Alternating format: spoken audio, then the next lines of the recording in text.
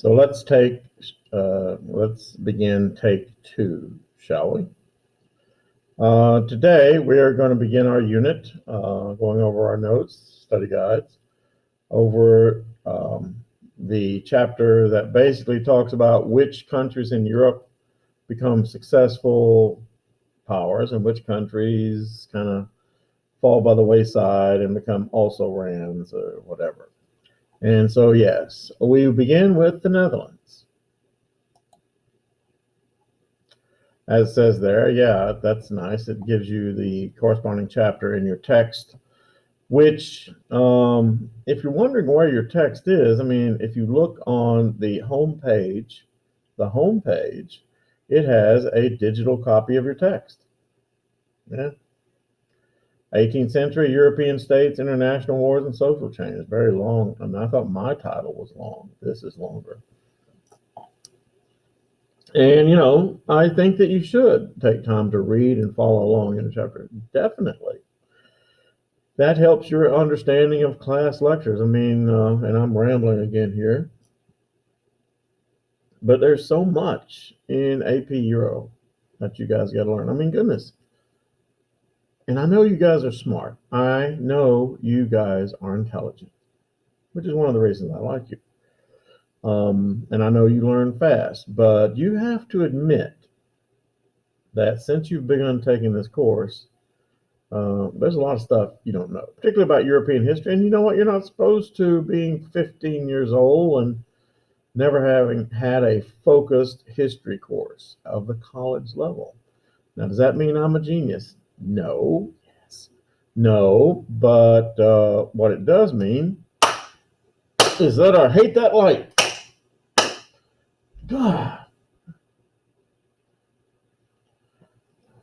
Comic relief, right, Mr. Arlinghouse? What it does mean, though, the reason I seem to actually know so much, I teach the course. The best way to learn something is to teach it to somebody else. It really is, yeah. Mm-hmm.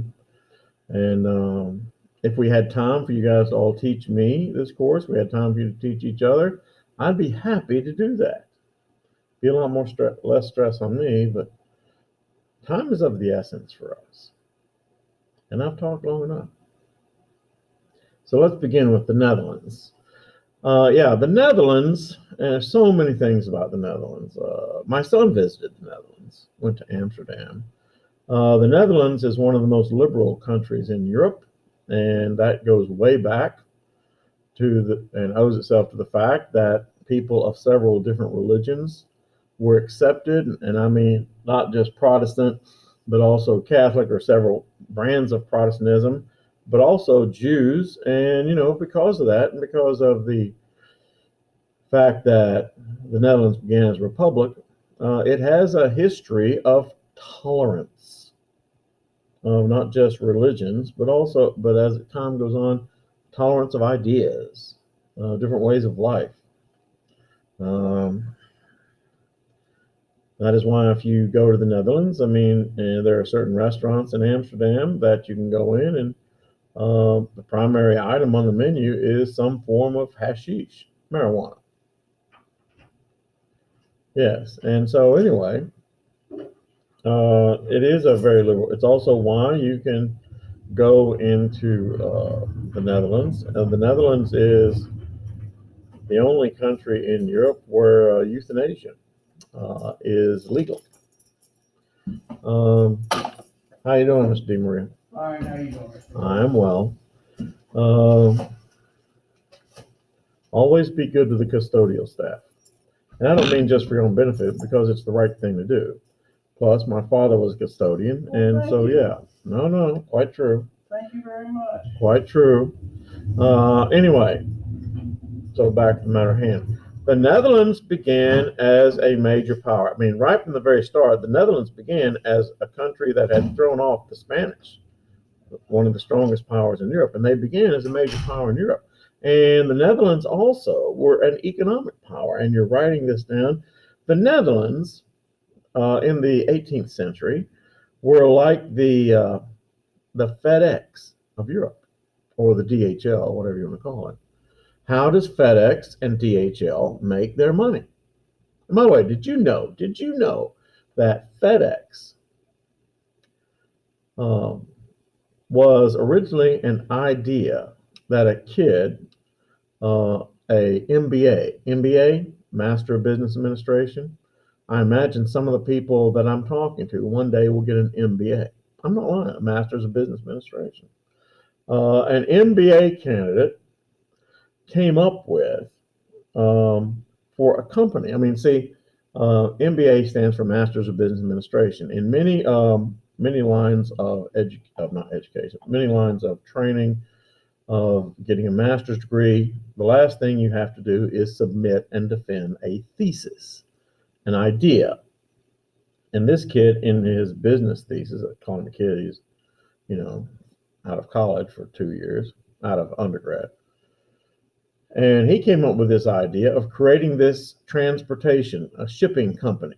And the shipping company would find a central airport somewhere. And he proposed Memphis, Tennessee. And every night, planes from the various points of the country would fly to Memphis, in the middle of the night when air traffic is not quite so heavy. And they stopped there. They would all swap cargo, and then they would fly back within the same night,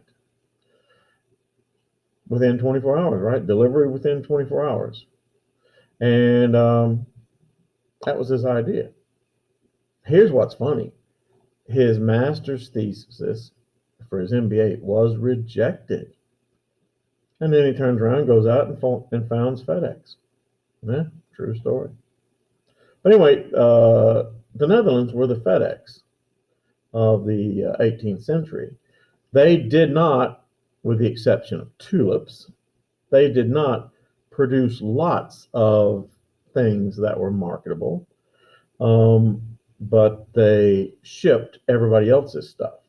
They shipped particularly grain from Eastern Europe, from where is now Poland and where is now Russia, and that part of Europe, and they shipped it to the rest of Europe, where it was bought. And the Dutch made a profit off. The Dutch, and you're writing, the Dutch merchant fleet was larger than the merchant fleets of all other European countries combined in the 17th century. Yeah. I mean, and you say, what's a merchant fleet, Mr. Horton? A merchant fleet are ships that they're not warships, their primary function is shipping. And the Dutch merchant fleet had more merchant ships than all the other countries of Europe combined. That's how powerful they are. And the Dutch grew very rich. The Netherlands grew very rich. It became a haven for banking, for example. It became a haven for jewelry manufacture. And yeah, the aforementioned tulips. For fun, I might show you there's a mankind, the story of all of us, little clip about the tulip market and futures and stock market and things of that nature. It's very interesting. Tulips at one point and during the 18th century in the Netherlands will be worth more than their weight in gold. I'm not lying. Yeah. So how could that be? How can, tulips, the flowers that we all see, particularly around Easter, because what gives something its value, boys and girls, is whether or not people want it. And for a time, lots of people wanted tulips. And just as suddenly as the market rose, the bottom dropped out of it, and people who had invested tons and tons of money in tulips lost their shirts. But anyway, let's get back to it, shall we? The 7 provinces that make up the Netherlands were the only new country to appear in Europe in the early modern period. The early modern period means from 1450 to about, 1800. Yeah. Yeah, 1800. The Netherlands won independence from Habsburg Spain in 1648 in the Treaty of Westphalia. During the middle of the 17th century, the Dutch then engaged in a series of naval wars with Britain. Hopefully, you watched that 3-minute clip on that. England was a parliamentary government, and the Netherlands was a republic, with each of its states, each one of the 7 Dutch states retaining power, with Holland being the largest of the Dutch states, garnering the most, dominating the States General, which was the legislature at that time of Holland, made up of representatives of each of the 7 the Dutch states. Primarily, Netherlands was dominated by religious toleration. Yeah. The Calvinist Dutch Reformed Church was the largest. I think I might have mentioned, if I haven't, a good segment. There's a good segment of these Calvinist Dutch Reformed church people who moved to, wait for it, Michigan. Yeah, Michigan and northern Indiana. A lot of them. One of my favorite places to go that I can't go this year, thank you, COVID, is Grand Rapids, Michigan. Grand Rapids, Michigan, every year holds this art festival called Art Prize, and my wife and I would take a weekend drive up to Grand Rapids, which is about 6 hours drive, to see this. But thank you. And you say, well, why are you talking about that, Mr. Orton? Because there is a tremendously large number of Calvinist, Dutch Reformed Church people who live in that area. So many so that in Grand Rapids, Michigan, along with Western Michigan University, there is Calvin College. And I wonder who Calvin College is named for. Would you happen to know, Mr. Arlinghouse, who is Calvin College in Grand Rapids, Michigan, named for? A Calvinist, a Calvinist religious college. Who do you think that'd be named for? Anyway, back to the matter at hand. So there were a significant number of Roman Catholics and Protestants also living in the Netherlands of various sorts. For a while, there were a number of Puritans, there were Lutherans, and as it says there, the country also became a haven for Jews. The Dutch allowed Jews legal standing. They were the first country to do that in Europe, particularly ones who had been expelled from other countries. Some countries simply outlawed Jewish presence. And you might say, well, of course, that's Germany. Actually, the country where Jews received the worst treatment prior to World War II, of course, Russia. Yeah. Anyway, back to the matter at hand. But that's a handy tidbit of information. There's a fly in here, a big old fly. But anyway, handy tidbit of information that, yeah, that in Europe, the country that treated Jews the most poorly were the Russians. We'll get to that later. Remember and learn the word pogrom, Pogrom, pogrom. We'll get back to it. So, while other countries were involved in religious civil wars, the Netherlands enjoyed religious pluralism, meaning the religions pretty much left each other alone.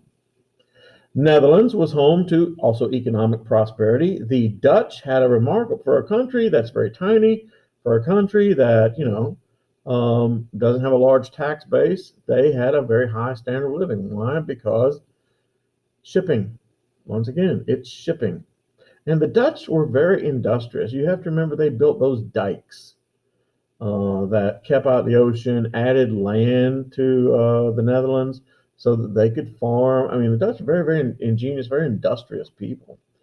As it says there, more people lived in the city in the Netherlands than in any other European country in the 17th century. During the 17th century, the Dutch drained and reclaimed much land from the sea. That's one thing I'd like to see. When you go to much of the Netherlands, you're actually standing below sea level. The Dutch built those dikes, keeping out the North Sea, and then used their other resource, which is wind power, to turn windmills and to constantly pump water out of the lowlands back into the ocean.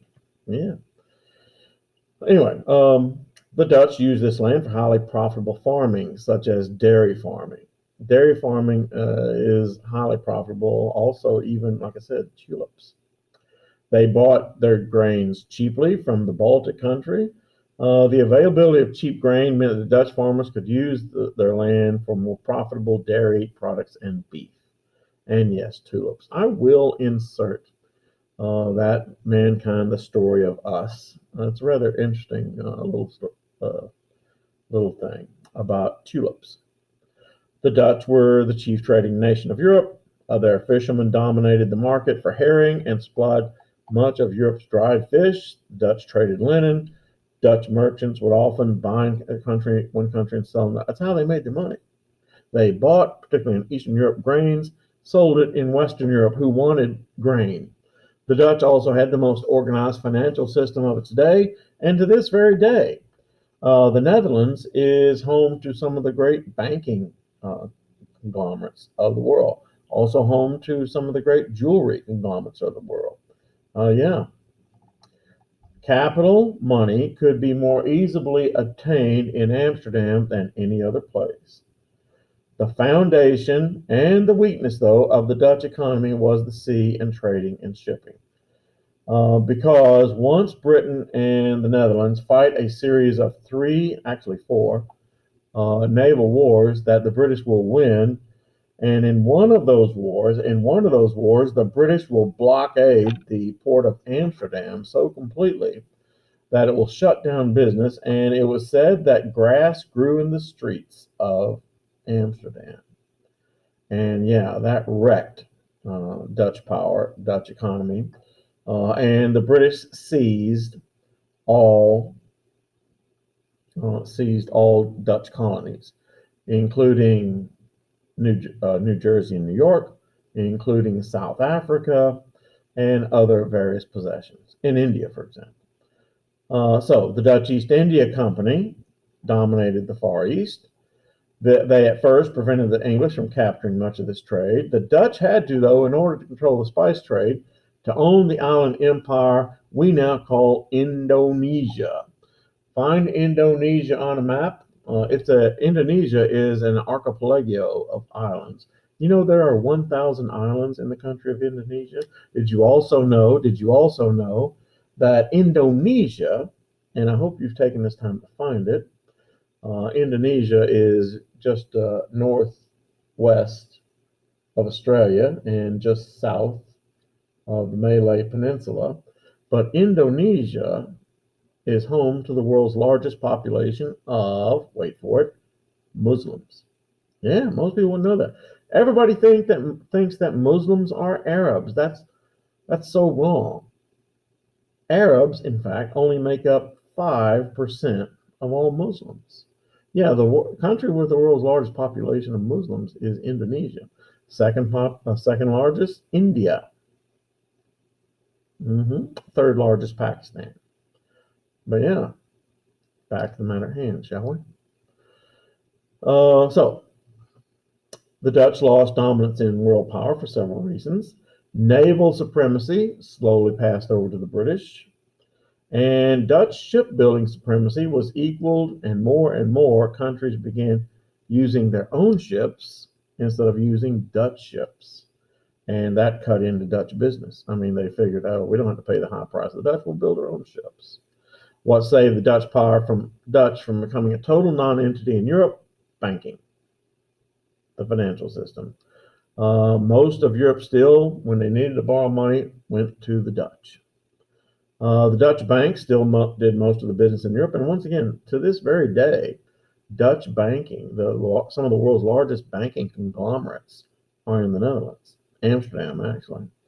The French and English interests borrowed heavily from Dutch boundaries. Okay, it is time for me to stop. And look at that. Time for me to stop and begin to enjoy my weekend. I will see all of you guys next week. And I'm not a great fan of how we're doing it. We need to be together. We need to have me in front of you. We need to have me barking at you. Yeah, but I'm going to stop sharing now. Happy weekend. And also watch this little clip From Mankind, the Story of Us, that I'll post right below this video.